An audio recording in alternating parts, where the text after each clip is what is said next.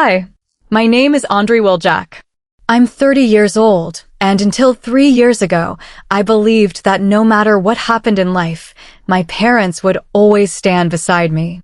I was wrong. The night I lost my job wasn't just the night I became unemployed. It was the night I became homeless. It was the night my own parents looked me in the eyes and decided I was no longer welcome in their home. But they made one mistake. They thought they knew everything about me. They never imagined that the daughter they treated like a burden would one day own the one place they had dreamed about for years, a beautiful beach house overlooking the Atlantic Ocean. They spent years telling everyone that it would eventually belong to them. They had no idea it already belonged to me. I grew up in Charleston, South Carolina. From the outside, my family looked perfect. My father, Richard Wiljack, owned a successful construction company, and my mother, Diane, cared more about appearances than anything else. Every holiday photo had to be perfect, every dinner party had to impress the neighbors, and every conversation somehow turned into a discussion about success, money, or status. People admired my parents, but they never saw what happened after the front door closed. Inside our house, love came with conditions. If you succeeded, you were accepted. If you failed, you became an embarrassment. I learned that lesson very young. No matter how hard I worked, it was never enough. I graduated with honors, earned scholarships, and built a successful marketing career in Atlanta.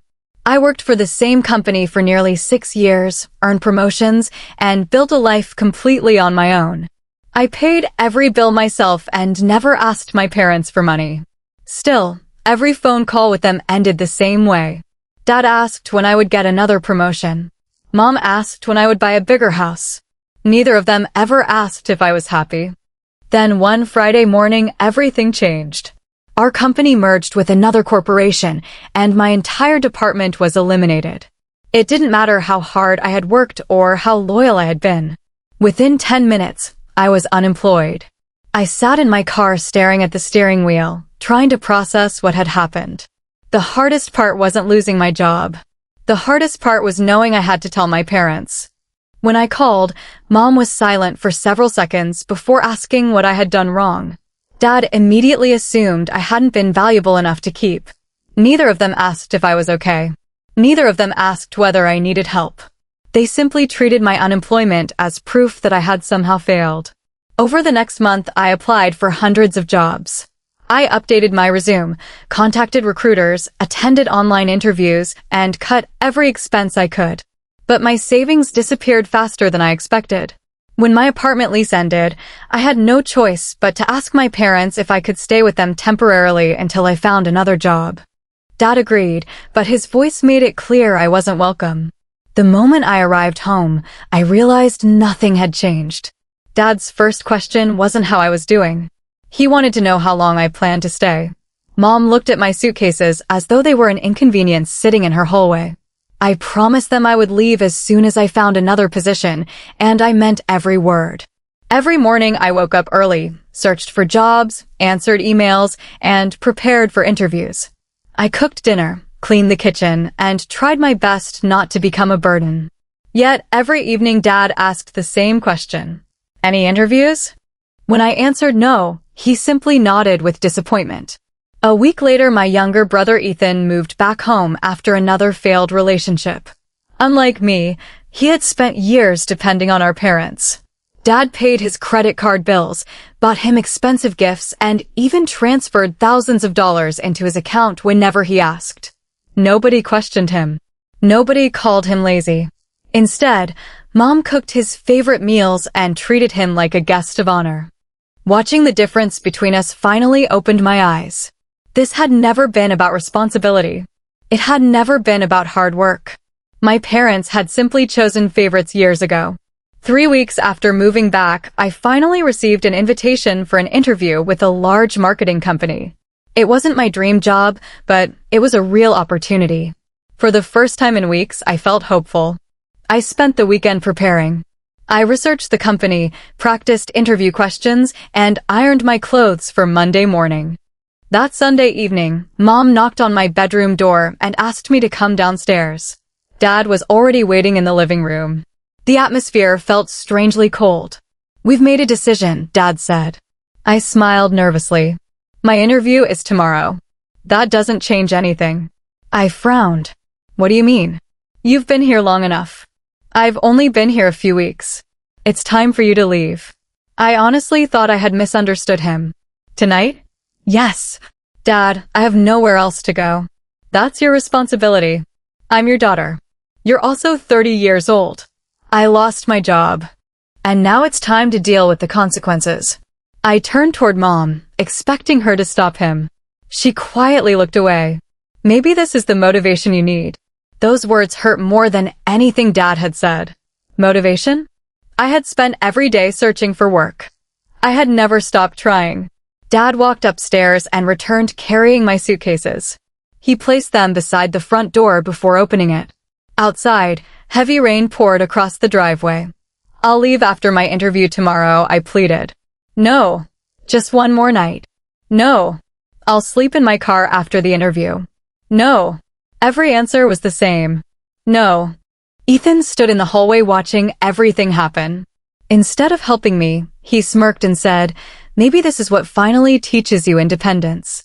The irony almost made me laugh. Dad reached into his wallet, pulled out a $50 bill, and held it toward me. There. A fresh start. I looked at the money, then back at him.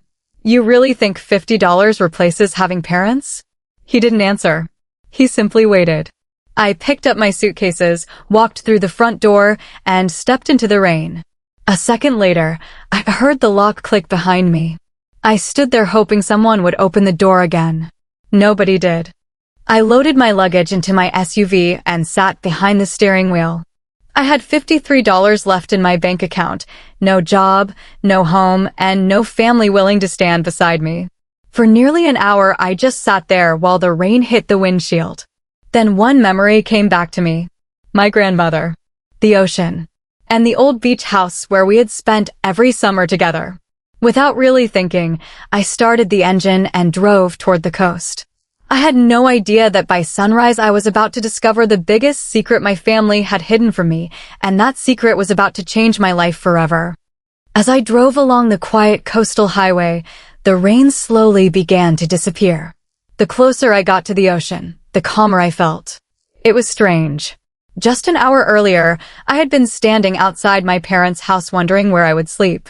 Now I was following a memory that refused to leave my mind. My grandmother. Every summer, she brought me to a little beach house on the Charleston coast. She used to tell me, whenever life becomes too heavy, come back to the ocean. The waves will remind you that every storm eventually ends. Back then, I thought she was simply being poetic. That night, I finally understood what she meant.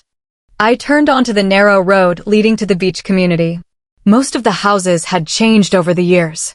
New paint, new fences, bigger porches. But one house looked exactly the way I remembered it. White wooden walls, blue shutters, a wraparound porch facing the Atlantic. The beach house. I parked across the street and simply stared at it. 1,000 childhood memories came rushing back. Building sandcastles with Grandma. Watching dolphins at sunrise. Eating pancakes on the porch every Sunday morning. For the first time since losing my job. I smiled. I wasn't planning to go inside. I only wanted to sit near the beach until morning. As I turned to walk back to my SUV, I heard someone call out. "Excuse me, can I help you?" I looked up. An elderly man stood on the porch. He looked to be in his late 60s, wearing a light sweater and holding a cup of coffee. "I'm sorry," I said. "I didn't mean to disturb anyone. My grandmother used to own this house years ago. I was just remembering."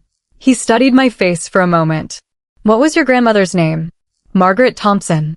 His expression immediately softened. "And your name?" "Andre Wiljack." For a few seconds, he didn't say a word. Then he smiled. "I've been waiting a very long time to meet you." I frowned. "I'm sorry, have we met before?" "My name is Samuel. I was your grandmother's attorney." The words caught me completely off guard.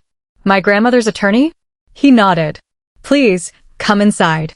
There are some things you deserve to know." Normally, I would have refused. But something about his voice reminded me of Grandma. I followed him inside. The moment I stepped through the front door, it felt as if time had stopped. The same wooden floors, the same fireplace, the same rocking chair where Grandma used to read books every evening. Even the seashell collection we had built together was still sitting on the shelf. Samuel noticed me looking around. I've kept everything exactly the way she wanted.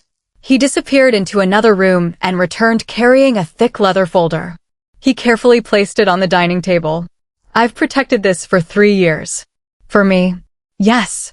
He slowly opened the folder. Inside were legal papers, official records, and a document titled Last Will and Testament. My heart started pounding. Samuel turned to one specific page. I think you should read this yourself. My hands were trembling as I picked it up. I read the highlighted paragraph once, then again, then a third time. I could hardly believe my eyes.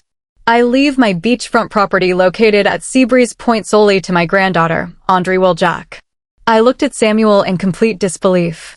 This can't be real. It is. My father always said this house belonged to him. Samuel slowly shook his head. No, it never did. I couldn't speak. It legally became yours the day your grandmother passed away. I stared at the papers. Every official stamp, every signature, every page confirmed the same thing. The beach house belonged to me. But why didn't anyone tell me? Samuel sighed. Because your father didn't want you to know. I looked up so quickly my chair almost tipped over. What? He came to see me several times after your grandmother passed away. What did he want? He wanted me to transfer ownership to him. And you refused? I followed your grandmother's instructions. Samuel opened another folder. Inside were written records of every meeting, every request, every refusal.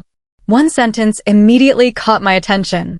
Klein informed that ownership belongs exclusively to granddaughter Andree Will-Jack. Transfer request denied. My father had known. For years. He had known. He lied to everyone.